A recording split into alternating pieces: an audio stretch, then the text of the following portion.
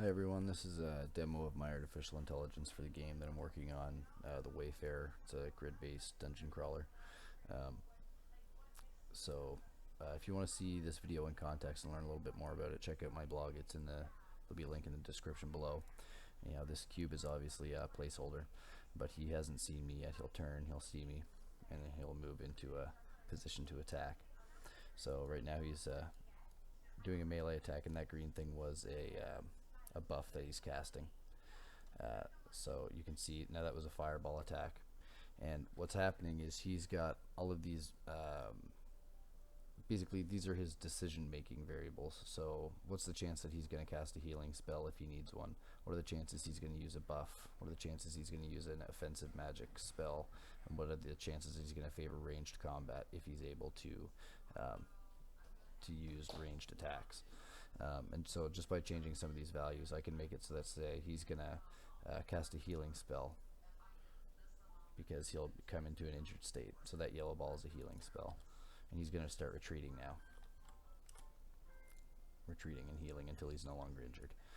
He's left his injured state. He's attacking again with his melee attack. If I change this ranged combat chance to 100, he'll start. And let's see, I'll reduce these to ensure that he's going to use his ranged attack. So that little green thing is a placeholder for an arrow, and if I crank up this ranged combat range, then he'll move backward to always favor that. If I drop this down to say 20% or something, he might not always move backwards when he's shooting his arrows.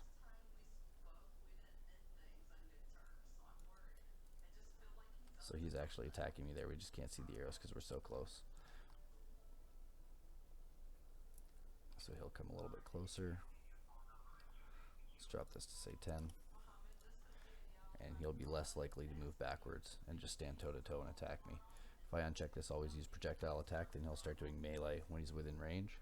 If I move backwards, he's at his favored combat range of 6 meters, so he's going to use his projectile attack. So just by changing these values, I can determine what kind of an enemy will he be. Is he a magic user? He's always going to use offensive magic. Then let's set that use offensive magic chance to 100%, and he should start using fireballs on us. And so there's some bugs happening here because I actually just brought this project to a new computer, so there might be some links that are broken and stuff. So he's casting a buff there when he shouldn't be. Let's see, if we crank up that buff chance, he'll start casting other buffs. And actually that green spell I think was an offensive spell. That was probably Frenzy or something like that, or one of these Leech Life perhaps.